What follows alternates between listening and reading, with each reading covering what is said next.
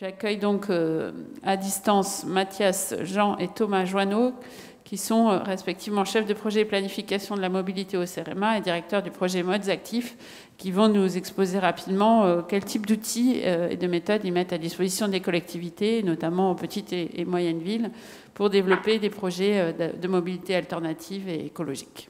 Merci à vous.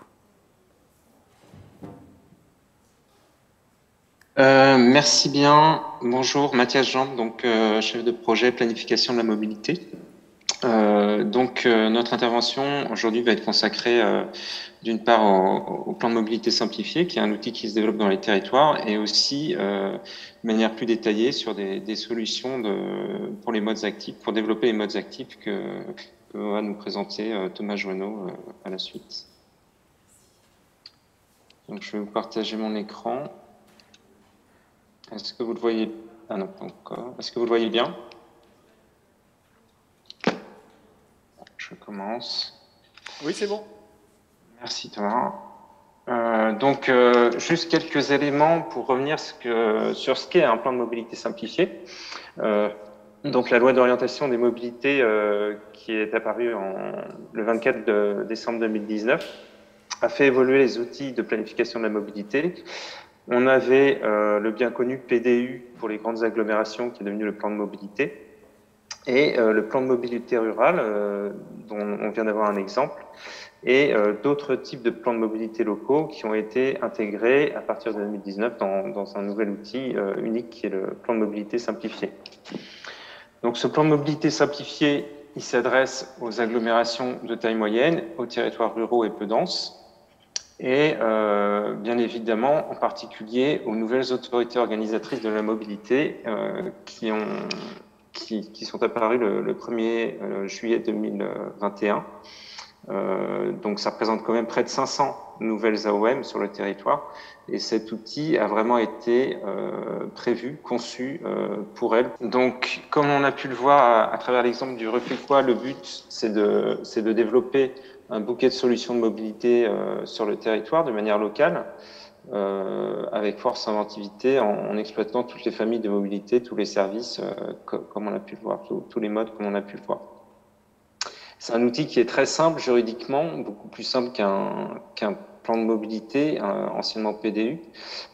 Juridiquement, il n'est pas soumis à enquête publique, il n'est pas soumis à évaluation environnementale, il n'a pas de caractère d'opposabilité. Et c'est un outil aussi qui est très souple dans son contenu, puisqu'on peut explorer toutes les solutions, tous les thèmes de mobilité qu'on veut investir. Il n'y a pas d'objectif obligatoire, comme dans un PDM, anciennement PDU, où on a un certain nombre d'objectifs à traiter impérativement. C'est un outil qui est aussi plus simple et plus léger, avec un coût qui se situe pour le PDMS dans une échelle comparable à celle qu'on avait pour les PMRU, c'est-à-dire entre 30 et 60 000 euros environ. Alors pour développer ces plans de mobilité simplifiés, il y a des dispositifs et des outils qui sont mis à disposition des territoires. Donc un guide est sorti en juin 2021, juste avant la prise de compétences. Donc il rappelle un peu le contexte, les enjeux qu'on trouve en milieu rural ou dans les villes moyennes. Et surtout, il propose une méthode. Alors cette méthode, elle n'est pas obligatoire, elle n'est pas définie par la loi, excepté l'étape de la concertation. Donc si vous voulez, on peut passer en revue rapidement les étapes conseillées et intéressantes à investiguer dans un tel type de plan. Alors déjà, la première étape, c'est le cadrage, l'organisation de la démarche. Donc c'est là, on s'adresse aux élus référents, on repère les personnes ressources, on met en œuvre des moyens techniques, on cherche aussi des financements. Est-ce qu'on va engager un bureau d'études? Est-ce qu'on va faire un travail en régie, s'associer à des partenaires, par exemple une agence d'urbanisme, etc.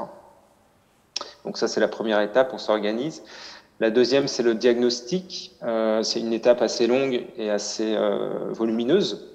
C'est là où on va faire l'état des lieux du territoire, mettre en avant ses forces, ses faiblesses, ses enjeux.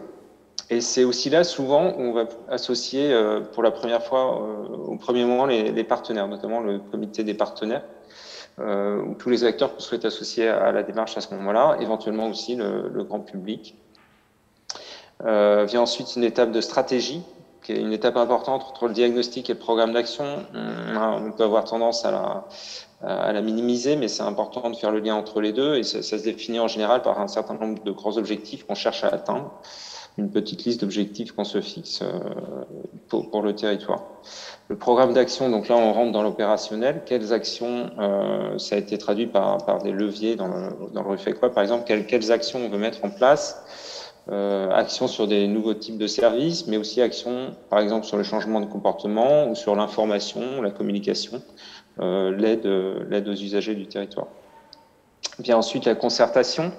Donc le cadre légal, il est réduit au minimum, c'est-à-dire une consultation du public de 3 semaines, une consultation pendant 3 mois d'un certain nombre de partenaires.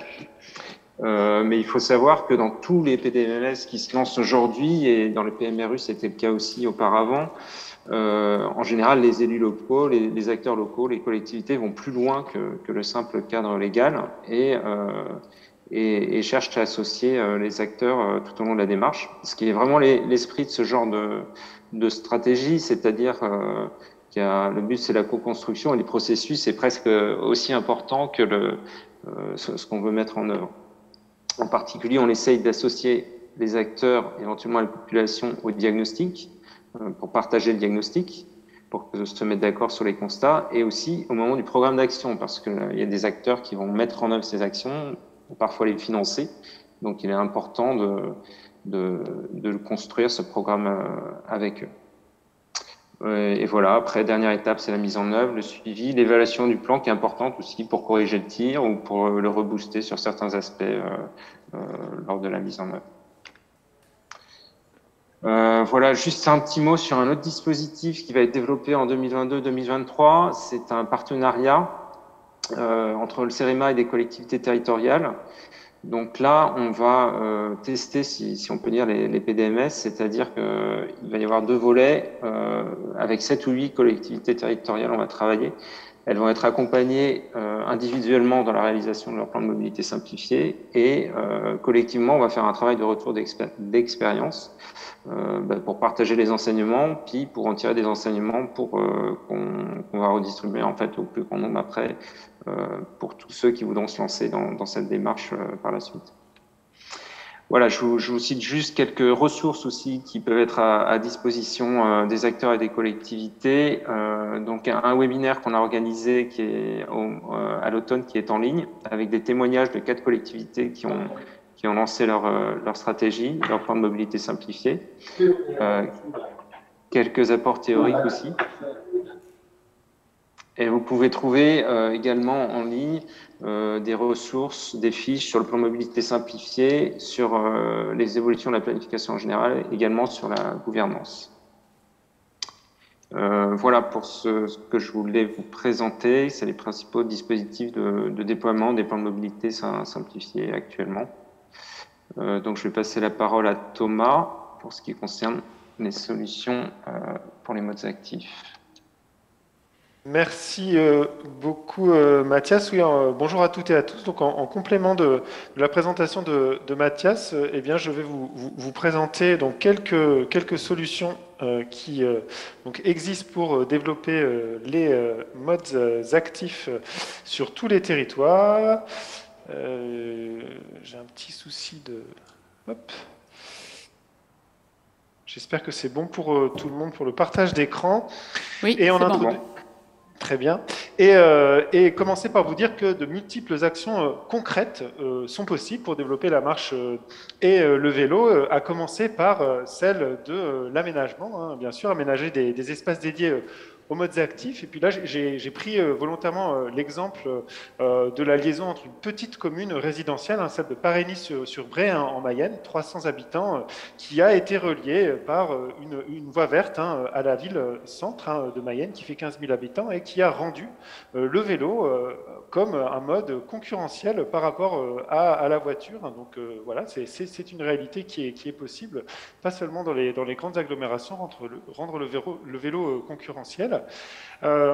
Développer, bien sûr, le vélo et la marche dans les territoires, ça passe par des schémas cohérents, des schémas directeurs cohérent vélo et piéton, hein, idéalement bien sûr intégré à un plan de mobilité simplifié, hein, dans l'objectif d'assurer la continuité des aménagements, la sécurité des aménagements, avec aussi comme objectif de faire dialoguer hein, les différentes collectivités, les différents maîtres d'ouvrage du territoire, hein, comme l'exemple comme a pu l'illustrer Guillaume Queneau.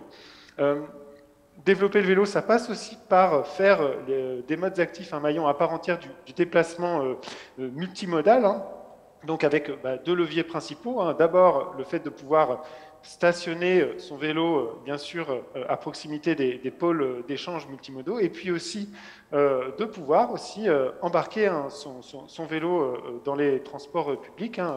Sur ces deux aspects, la loi d'orientation des mobilités a fixé un certain nombre d'obligations, avec un certain nombre de publications qui expliquent, décryptent ces obligations que je vous engage à consulter. Et puis aussi agir en rabattement, j'utilise du coup ce terme, hein, en rabattement bien sûr, d'une part depuis le domicile vers la gare de départ, et puis depuis la gare d'arrivée vers le lieu bien sûr de destination finale. Alors, développer le vélo, ça passe aussi par la création de services vélo. On en a vu un certain nombre, une illustration aujourd'hui. Hein, voilà, hein, les systèmes de services vélo, c'est pas seulement du vélo libre-service, ça peut être aussi des systèmes de location longue durée, courte durée, qui ont aussi vocation à être développés sur des territoires notamment peu denses. Hein. Ils rencontrent souvent un grand succès. Hein. Il y a un certain nombre de systèmes qui ont été évalués, non seulement par le CEREMA, mais aussi que vous pouvez retrouver à travers une étude récente publiée par l'ADEME hein, sur les services vélo. Donc voilà, hein, pour brosser hein, les solutions qui existent rapidement pour développer les modes actifs sur le territoire. Alors juste quelques solutions qui sont proposées par le CEREMA, hein, sans être exhaustif. Alors d'abord, on essaye au CEREMA de développer un certain nombre de formations aux politiques cyclables. Hein, ça fait écho à une demande formulée depuis plusieurs années. Ici, vous voyez à l'écran entre 60 et 70 formations qui ont été mises en œuvre sur le territoire en 2021 avec 4 modalités principales d'intervention. D'abord, les formations interentreprises. Donc, on sélectionne une ville, un lieu, une date, et puis les personnes s'inscrivent. Hein, donc, on reçoit des collectivités, des bureaux d'études privés, mais aussi des associations. En bleu, ce que vous voyez, ce sont les formations intra-entreprises. Alors ça, c'est un autre format. Hein. C'est des formations que l'on crée sur mesure avec vous et on vient donc sur vos territoires, ce qui permet notamment de regarder des cas concrets, de faire des visites terrain. Donc ce sont plus des formations qui s'apparentent à des formations action. Et puis en vert, on a les formations à vélo. Donc c'est des formations qu'on fait dans le cadre du programme C2E à vélo 2, donc pour notre client partenaire ADEME, mais qui permet aussi d'aller aussi dans les territoires peu denses, hein, être confronté à cette réalité. Et puis pour finir en jaune, vous avez les formations qu'on fait pour les organismes de formation, hein, donc Centre national de la fonction publique territoriale, Agir Transport, et puis l'école des ponts notamment. Voilà, les formations, on les propose en classe virtuelle et puis en présentiel. Hein. En classe virtuelle, on a redécouvert ce mode d'intervention pendant le confinement, et puis on a continué à l'utiliser parce qu'il présente un certain nombre d'avantages, hein, une grande souplesse dans l'organisation, aussi une possibilité d'utiliser un certain nombre d'outils web qui sont plus efficaces à utiliser en distanciel qu'en présentiel, et puis aussi c'est des formations qu'on fait en binôme, donc ça permet d'être plus dynamique dans la réponse aux questions posées, notamment en utilisant le fil de discussion. Alors ça ne veut pas dire qu'on oublie, qu'on abandonne le présentiel pour autant, hein, qui a quand même beaucoup d'avantages également, le fait de pouvoir travailler sur des plans, le fait de pouvoir échanger de manière informelle, notamment à la pause déjeuner, données, le fait qu'on retienne mieux, qu'on ait plus la mémoire des gens qu'on a rencontrés en présentiel. Voilà pour les formations. Et puis oui, cet avantage aussi du présentiel, c'est des visites techniques qui sont souvent très très riches, qui permettent de confronter les points de vue des différents acteurs sur des cas concrets. Si vous avez un exemple, une formation qu'on avait fait pour le conseil départemental des Pyrénées-Atlantiques en 2020. Voilà pour les formations. Alors, un autre enjeu, c'est de proposer des outils aussi pour rendre les territoires cyclables et marchables, et ça passe par l'édition d'un certain nombre de recommandations, notamment pour aménager l'espace public pour les modes actifs. Donc, vous avez à gauche une publication qu'on avait proposée à l'occasion du confinement pour encourager les collectivités à mettre en place des aménagements provisoires. Au centre, vous avez un guide qu'on a publié en 2021 qui a pour ambition de publier les nouvelles recommandations, les nouveaux standards d'aménagement pour faire des aménagements qui soient attractifs, qui soient sécuritaires, qui soient confortables, en essayant d'être quand même communicant dans la forme que prend le document et d'être accessible au plus grand nombre. Et puis à droite, vous avez aussi un exemple de retour d'expérience qui est plus en lien avec l'intermodalité sur l'emport des vélos dans les autocars sur une ligne du réseau d'Arche Agglomération. Et puis, un autre mode d'intervention, ce sont les missions directes, d'assistance directe au territoire à travers des missions d'évaluation, de conseil, d'expertise. Alors là, la vidéo ne fonctionne pas, mais là, vous avez l'exemple d'un giratoire qu'on avait d'un giratoire qui est situé sur le département du Val-de-Marne, qu'on avait évalué pour le conseil départemental du Val-de-Marne, qui avait été aménagé pour les cyclistes. On a évalué notamment le niveau de service rendu aux cyclistes, mais on travaille aussi sur des territoires peu denses en termes d'évaluation, avec cet exemple de chaussée à voie centrale banalisée sur le département de l'Aude, qui relie Bram, une collectivité de 10 000 habitants, à une petite ville 6, qui doit faire moins de 1000 habitants, et donc avec des solutions, on va dire, voilà, sur mesure auxquelles on avait pu réfléchir. Et puis aussi, on intervient aussi en conseil directement sur les objets de planification à travers un certain nombre de missions. Alors on le fait souvent aussi en bonne intelligence et puis parfois en groupement avec les bureaux d'études privés aussi qui sont positionnés sur ces missions de schéma directeur cyclable. Et vous avez à l'écran l'exemple du schéma directeur cyclable de Prades qui a été livré récemment. Voilà, j'en ai terminé. Simplement rappeler en conclusion que, bien sûr, le développement de la marche et du vélo n'est pas du tout de la prérogative, l'apanage du milieu urbain dense, des grandes agglomérations. On a un potentiel qui existe. Je rappelle quand même qu'on a 50% des déplacements qui font moins de 5 km en milieu rural, 40% en milieu périurbain. Le potentiel est là. Alors, effectivement, il va pas ça pose des questions, c'est-à-dire que on a notamment les politiques de contrainte de la voiture qui sont sans doute plus complexes à mettre en œuvre. On a aussi une demande sociale pour la marche et le vélo qui va être peut-être un peu plus diffuse, un peu plus, voilà, peut-être un peu moins organisée sur ces territoires, mais le potentiel est là et on voit déjà que plusieurs territoires s'organisent pour l'exploiter. Merci beaucoup Thomas Joanneau et Mathias Jean pour cette présentation très intéressante des outils, dispositifs et de l'offre de services, on peut dire, du CEREMA, Bureau d'études publiques, rattaché notamment au ministère de la Transition écologique et qui est partenaire du programme national Action Cœur de Ville et qui est tout à fait au cœur de sa mission dans ce qu'on appelle entre nous l'ingénierie des transitions, la capacité à mettre en œuvre les projets de transition écologique sur le territoire dans l'accompagnement des collectivités. Vous avez retenu, j'espère, les contacts. En tout cas, n'hésitez pas à prendre contact pour, si vous en avez le besoin dans vos territoires, utiliser ces différents outils que vous retrouverez aussi en ligne sur nos sites internet respectifs.